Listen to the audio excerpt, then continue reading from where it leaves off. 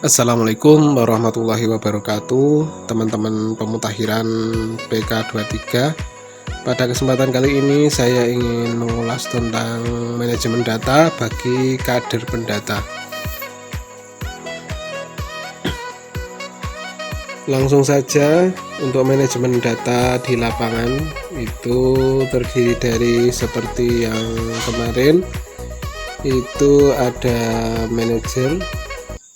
Itu manajer berfungsi untuk mempersiapkan penetapan target KK, update kode wilayah, dan distribusi formulir. Kemudian pengumpulan data dilakukan oleh kader pendata dan penerima pengelompokan pemeriksaan formulir dilakukan oleh supervisor di tingkat kelurahan masing-masing. Kemudian pengolahan data dilakukan oleh manajer. Kemudian manajer memberikan umpan balik dan perbaikan data. Seperti itu. Lanjut, kemudian kedudukan kader pendata. Di sini yang pertama ada dari OPD atau dari kabupaten kota, kemudian ada manajer kecamatan, kemudian ada supervisor desa kelurahan, dan juga ini yang terakhir ini di tingkat pedusunan RT RW, ini adalah kader pendata.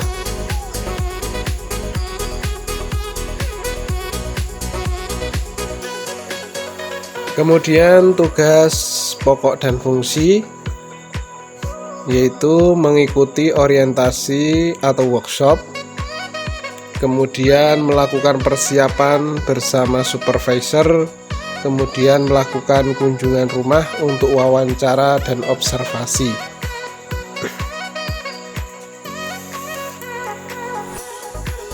Kemudian memeriksa isian formulir terisi lengkap atau terinput ke aplikasi smartphone. Menyerahkan hasil pendataan kepada supervisor.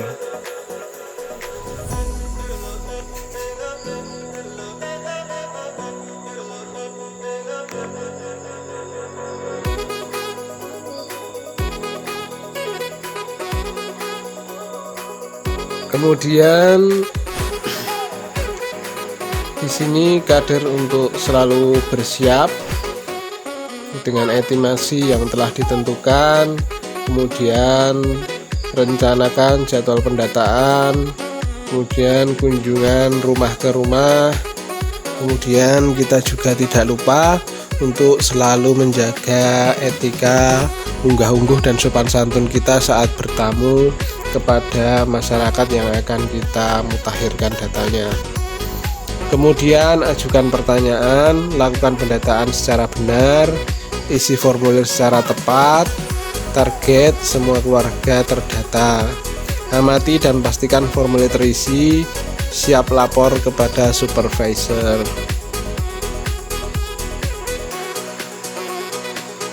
Kemudian ini yang pertama, kita bersiap mengikuti workshop orientasi. Kemudian mempelajari buku paduan kader pendata, mengikuti pembagian tugas tim dan supervisor, menerima sarana prasarana dari supervisor.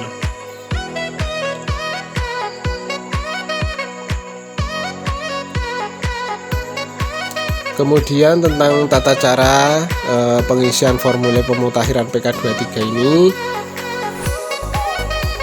Kemudian di sini ada pertanyaan, siapa keluarga yang didata? Yang keluarga yang didata ialah keluarga unit terkecil dalam masyarakat, terdiri dari suami istri dan anaknya, ayah dan anak, ibu dan anak. Kemudian keluarga khusus. Keluarga tidak memenuhi definisi keluarga, namun memiliki hubungan keluarga sesama anggotanya. keluarga dan keluarga khusus didata tidak berdasarkan kepemilikan berkas administrasi kependudukan, namun berdasarkan keberadaan saat pemutakhiran PK23, yaitu telah atau berencana menetap sekurang-kurangnya 6 bulan.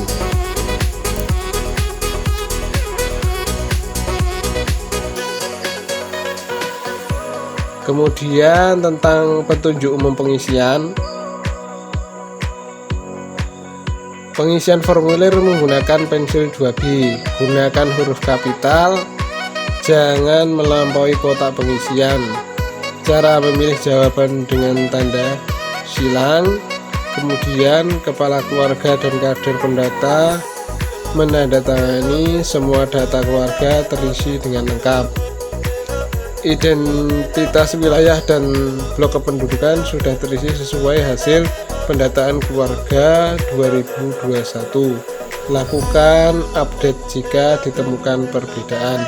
Kemudian keluarga baru atau keluarga yang belum mendata PK21 atau yang belum terdata, lakukan pengisian menggunakan formulir kosong. Kemudian di sini ada satu identitas wilayah seperti provinsi, kabupaten, kecamatan, desa, dusun, dan RT RW.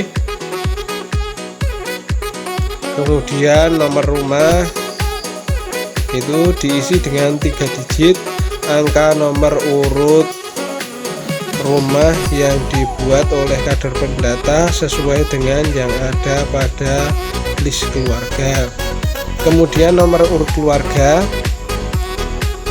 diisi dengan 3 digit angka nomor urut keluarga yang dibuat oleh kader pendata sesuai dengan yang ada pada list keluarga.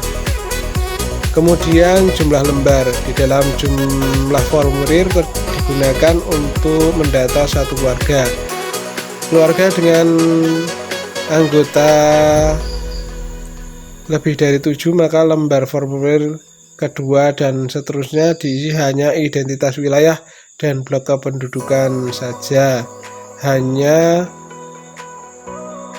muncul jika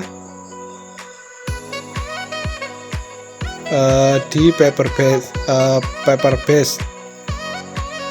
Untuk smartphone tidak ada variabel ini.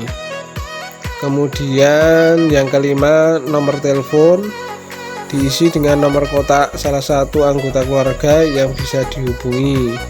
Kemudian status keluarga.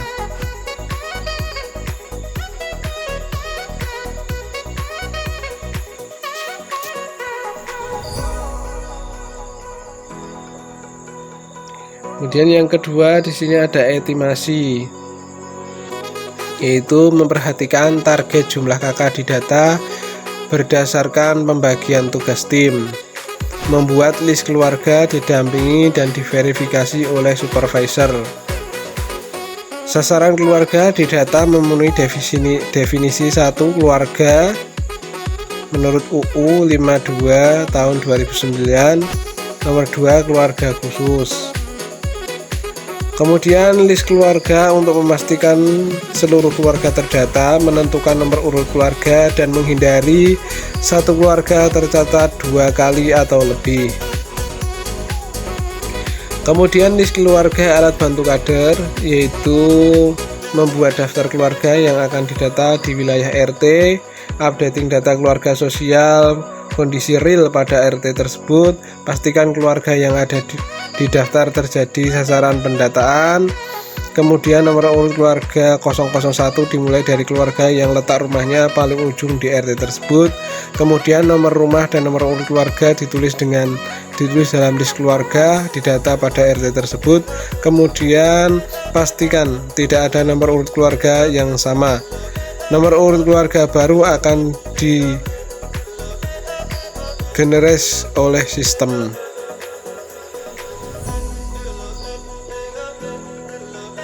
Kemudian nomor urut keluarga diisi dengan 3 digit angka nomor urut yang telah ditetapkan oleh kader saat membuat list keluarga di wilayah yang akan didata.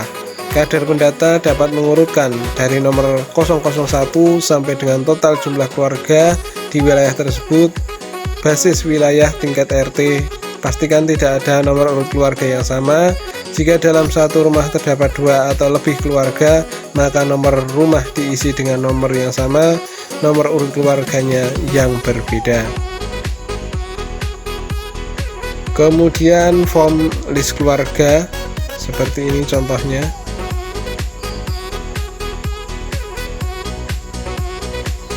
Yang ketiga, rencana jadwal pendataan. Pastikan jadwal pendataan 1 sampai dengan 31 Juli 2023 atau sekitar 1 bulan. Membuat jadwal dalam 1 bulan dengan menyesuaikan jumlah target KK dan waktu mendata.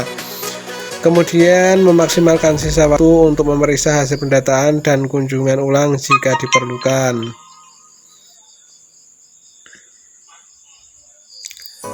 Kemudian yang keempat, kunjungi rumah ke rumah. Nah, ini keluarga tidak dapat ya. Ini misalkan keluarga tidak dapat ditemui, kita melanjutkan ke rumah berikutnya dan kembali ke lain waktu. Tanyakan ke penghuni rumah tetangga kapan responden ada di rumah.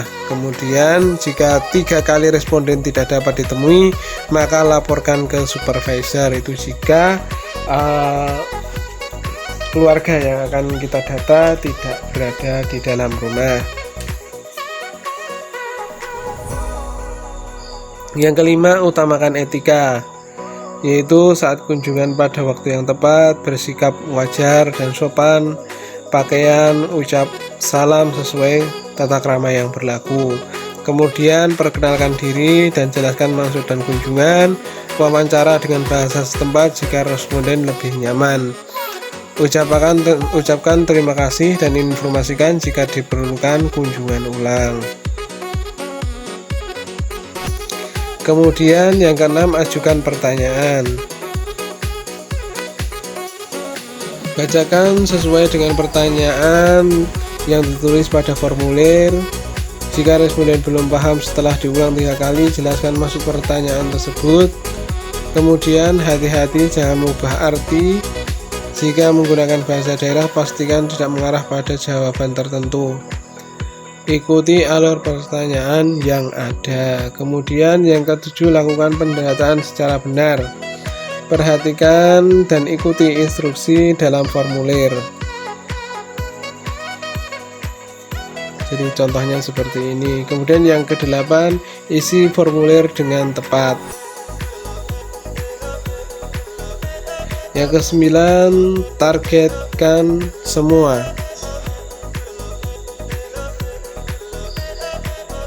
Ya, targetkan semua keluarga terdata, status keluarga didata, keluarga ada, keluarga baru.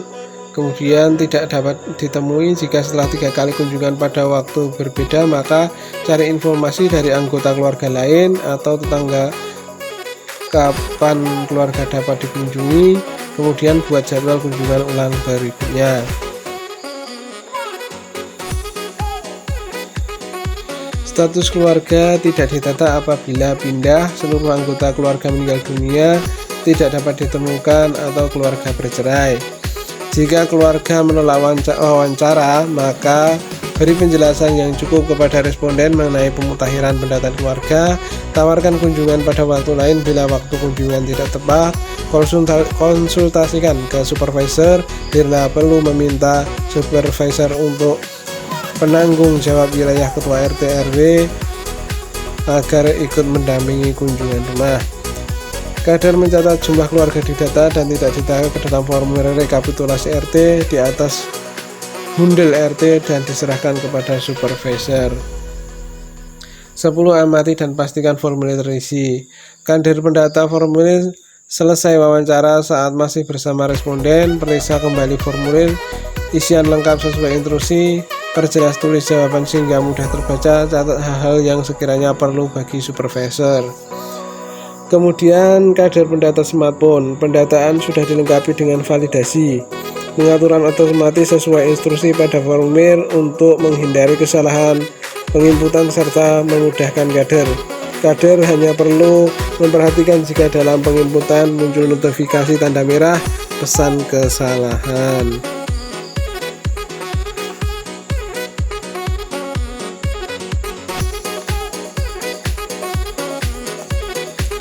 Kemudian yang ke-11, siap lapor kepada supervisor, yaitu koordinasi dan laporan secara rutin perkembangan pendataan keluarga. Supervisor di lapangan minimal seminggu sekali.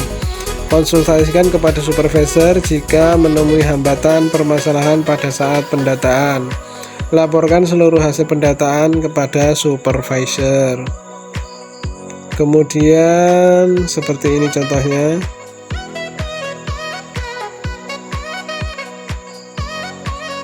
Kemudian dan sudah selesai. Nah, mudah-mudahan dapat dipahami informasi yang sedikit ini. Nanti semoga sukses dan dapat mendapatkan data yang tepat, akurat, dan bisa digunakan untuk perkembangan Indonesia yang lebih baik. Demikian dari saya, banyak salah kata, mohon maaf yang sebesar-besarnya. Wassalamualaikum warahmatullahi wabarakatuh.